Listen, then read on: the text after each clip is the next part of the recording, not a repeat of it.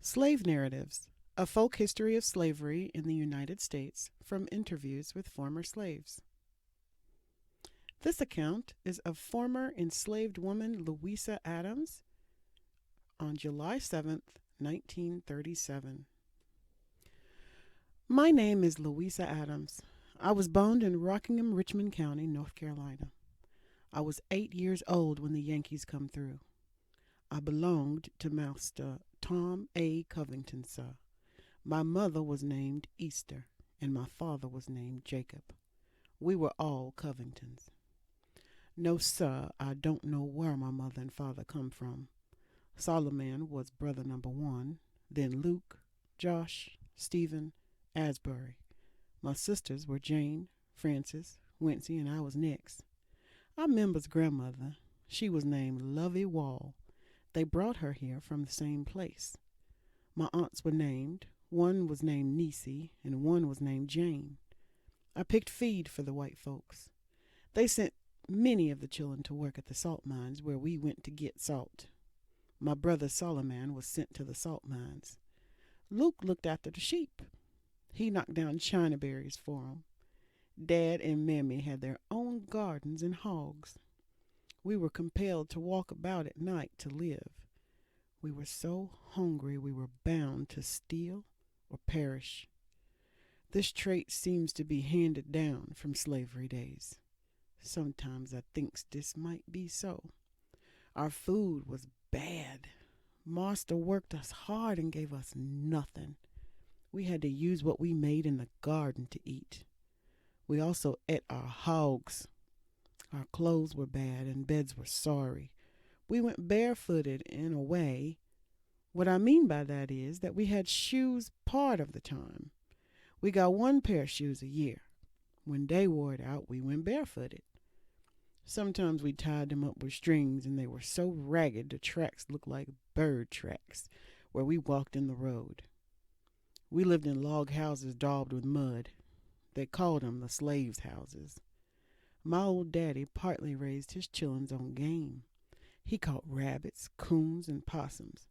We would work all day and hunt at night. We had no holidays. They did not give us any fun, as I know. I could eat anything I could get. I tell you the truth, slave time was slave time with us.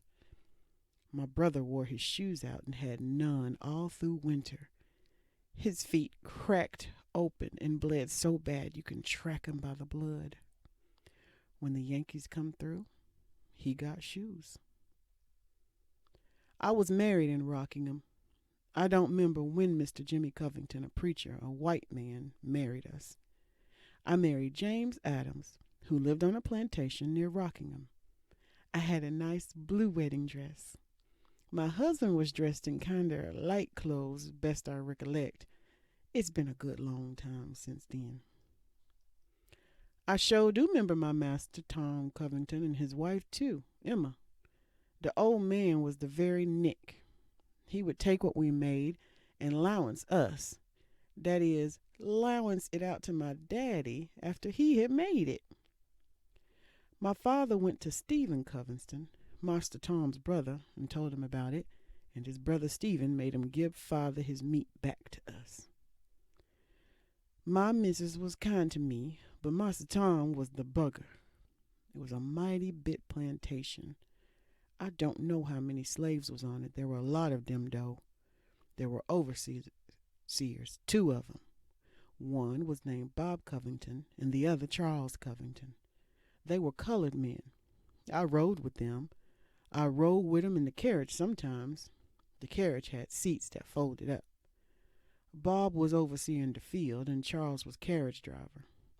All the plantation was fenced in. That is, all the fields with rails. The rails was 10 feet long. We drawed water with a sweep and pail. The well was in the yard. The mules for the slaves was in town. There were none on the plantation. They had 'em in town. They waked us time the chicken crowed, and we went to work just as soon as we could see how to make a lick with a hoe.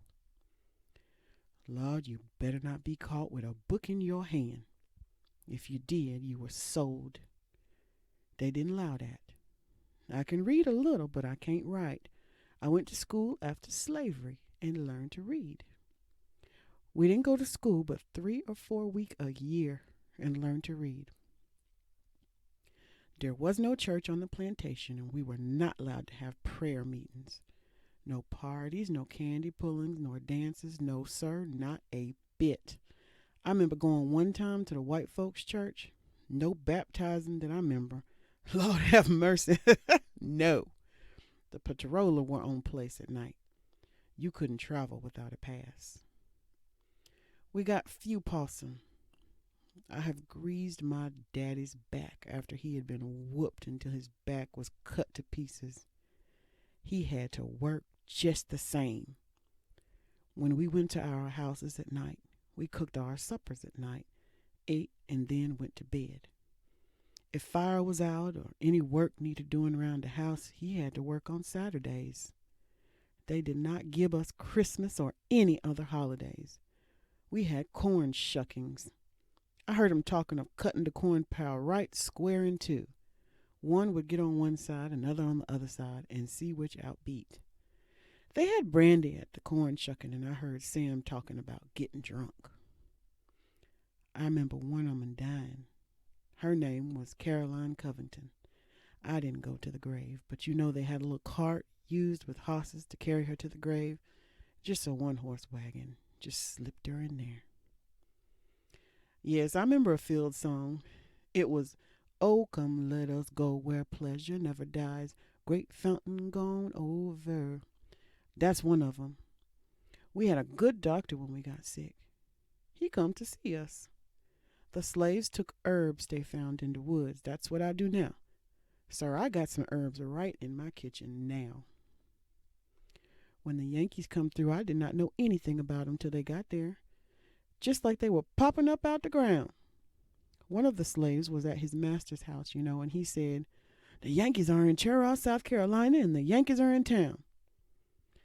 It didn't stir me at all. I was not afraid of the Yankees. I remember they went to Miss Emma's house and went in the smokehouse and emptied every barrel of lasses right in the floor and scattered the cracklings on the floor. I went there and got some of them. Miss Emma was my missus. They just killed the chickens, hogs too, and old Jeff the dog, they shot him through the throat. I remember his mouth flew open when they shot him. One of them went into the tater bank and we chillin' wanted to get out there. Mother wouldn't let us. She was afraid of him. Abraham Lincoln freed us by the help of the Lord, by his help. Slavery was owing to who you were with.